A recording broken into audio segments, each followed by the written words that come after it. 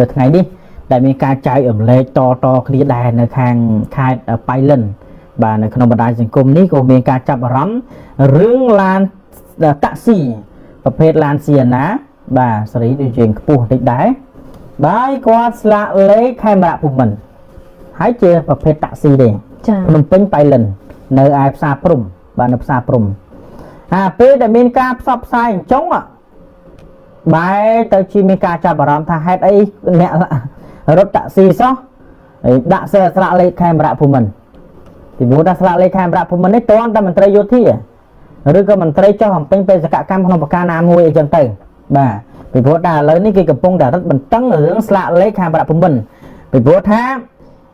រឿងខ្លះគឺបានចុះបញ្ជីឡានខ្លះគឺបានចុះបញ្ជីត្រឹមត្រូវនៅឯក្រសួងការពារជាតិប៉ុន្តែឡានខ្លះទៀតគ្រាន់តែបំពាក់ឡានខេមរៈភូមិន្ទបែរទៅជាឡានកិច្ចពន្ធឬក៏ឡានអត់ពន្ធដាក់ផ្លាកលេខទៅគេអត់ហ៊ានត្រួតពិនិត្យចេះមួយចេះពីរមិនតែមានខេមរៈភូមិន្ទនេះសូម្បីតែឡានផ្លាកលេខនគរបាលឡានខ្លះក៏អត់ពន្ធដូចគ្នាដែរបាទអញ្ចឹងឡានអត់ពន្ធនៅពេលបច្ចុប្បន្នក៏វាមានច្រើនដែរណាមិនអត់ទេហើយស្លាកលេខខ្លះហ្នឹងខុសពីឡានអញ្ចឹងទៅបាទប៉ុន្តែឡាននេះគឺគាត់បានបញ្ជាក់ដែរម្ចាស់ឡានគាត់ថាមានឯកសារត្រឹមត្រូវប៉ុន្តែស្លាកលេខរបស់គាត់នោះវាចាស់ពេកបាទមើលអត់វាអត់ឃើញអញ្ចឹងគាត់យកទៅជន់ថ្មីហើយក៏ពេលឆ្លៀតពេលជន់ថ្មីនោះវា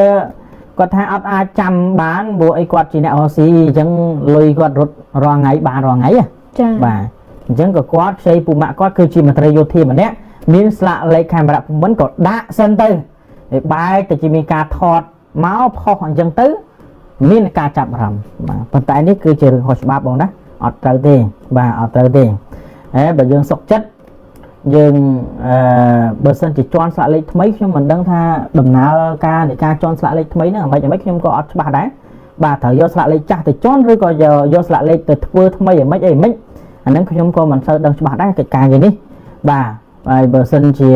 បើគាត់ដាក់បំពាក់ចាស់ហ្នឹងហ្មងក៏ដូចជាមិនអីដែរចាខ្ញុំគិតថាមិនអីទេបាទតែគាត់ក្នុងប្រការណាដែលគេធ្វើថ្មីព្រោះរឿងធ្វើស្លាកលេខហ្នឹងធ្លាប់តែធ្វើបាត់នៅពេលដែលបាត់ទៅធ្វើថ្មីអានឹងរងចាំប្រហែលថ្ងៃបានថ្ងៃប៉ុន្តែយើងមានពាក្យបណ្ដឹងដល់ពេលដែលសមត្ថកិច្ចគាត់ខាត់ពាក្យបណ្ដឹងនឹងឲ្យគាត់ចា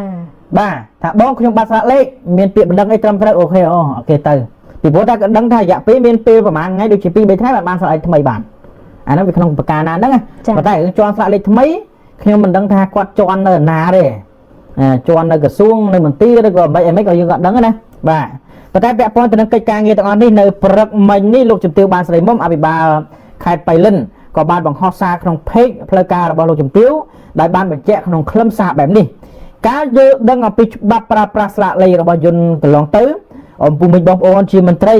ឬក៏ជាអ្នកបើកបររថយន្តបម្រើសេវាដឹកជញ្ជូនវិស័យជនទូទាំងខេត្តប៉ៃលិននេះមានការយល់ដឹងគ្រប់បានល្អណាស់ហើយការគ្រប់គ្រងក៏មិនដែលឃើញមានការប្រើប្រាស់ស្លាកលេខល្មើសបែបនេះនៅក្នុងភូមិសាស្ត្រខេត្តឡើយបាទហើយក៏លោកជំទាវបានបញ្ជាក់ថាក៏មានការភ្ញាក់ផ្អើលហើយក៏ស្ដាយក្រោយស្ដាយចំពោះទង្វើរបស់បងតាក់ស៊ីដែលគាត់មានម្ចាស់ឈ្មោះមានឈ្មោះតាម៉នបាទដែលគាត់រស់នៅឯភូមិសាព្រំ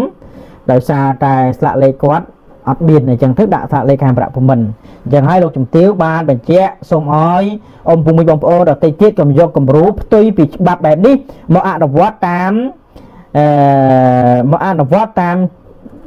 ជាទង្វើដែលខុសច្បាប់ទាំងស្រុងបាទនេះគឺជាការបញ្ជាក់ពីលោកជំទាវអភិបាលខេត្តប៉ុន្តែយើងក៏មិនដឹងថាទៅមុខទៀតឬក៏មានការអនុវត្តវិន័យឬក៏ប្រកាសថាល្មើសមិនក៏យើងមិនដឹងដែរពីព្រោះថារឿងនេះគាត់មិនបានទៅបង្កគ្រោះថ្នាក់អីណាមួយអញ្ចឹងណាយើងក៏មិនដឹងដែរគាត់ថាប្រាប់មកក្រុមការងារព័ត៌មានយើងគាត់ថាគាត់ដូរតាមមួយថ្ងៃបែរទៅជាគេថតហើយពីការចាប់អារម្មណ៍អញ្ចឹងទៅប៉ុន្តែមានបងប្អូនគាត់លើកឡើងថាឡានហ្នឹងវាអត់ពន្ធទេឬក៏ឡានហ្នឹងកាត់តចេះមួយចេះពីរអត់មានច្បាប់មានទម្លាប់អីឬក៏មិនប៉ុន្តែបញ្ជាក់ថាមានឡានគាត់មានឯកសារគ្រប់ត្រឹមត្រូវអស់គាត់ស្លាកលេខគាត់ចាស់ដល់ពេលដែលចាស់គាត់យកទៅជន់ថ្មីប៉ុន្តែអាពេលវេលាជន់ថ្មីហ្នឹងមិនខ្ញុំមិនដឹងថាប្រហែលថ្ងៃមិនក៏មិនដឹងដែរបាទហើយគាត់ក៏ស្គាល់មិត្តភ័ក្តិដែលជាមន្ត្រីយោធាគាត់មានស្លាកលេខខេមរៈភូមិន្ទហ្នឹងខ្ចីមកបំពាក់រថតាក់ស៊ីមួយថ្ងៃអញ្ចឹងទៅក៏កើតចេញជារឿងនេះវាអាចនឹងបើសិនជាខាងយោធាគេស្រាវជ្រាវអាចទៅដល់មិត្តភ័ក្តិគាត់នោះទៀតណាហេតុអីបានជាឲ្យគេប្រើប្រាស់ស្លាកលេខទៅពីបែបហ្នឹង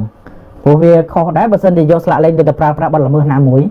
វាមិនធន់ធ្ងរទេនេះខ្ញុំគាត់ជាលើកឡើងទេប៉ុន្តែរឿងនេះដូចប្រហែលជាត្រូវមានអាប់ដេតបន្ថែមទៀតពីព្រោះថាបើអញ្ចឹង អ្នកផ្សេងគាត់អាចនឹងធ្វើតាមដែរឬក៏មិនពលរដ្ឋទៀតគាត់ថាមិនឲ្យធ្វើគំរូតាមប៉ុន្តែបែរជាឃើញអញ្ចឹងវាពិបាកដែរបាទតែឡានបើដាក់អាស្លាករថតាក់ស៊ីភ្នំពេញព្រំហ្នឹងដូចជាមិនអីបាទអត់មានគេចាប់អារម្មណ៍មិនមែនមិនអីអត់មានគេចាប់អារម្មណ៍តែពេលគាត់ដាក់លេខទូរស័ព្ទអញ្ចឹងមកជាពេលទៅមានការចាប់អារម្មណ៍បែបហ្នឹងតាំងបាទអរគុណ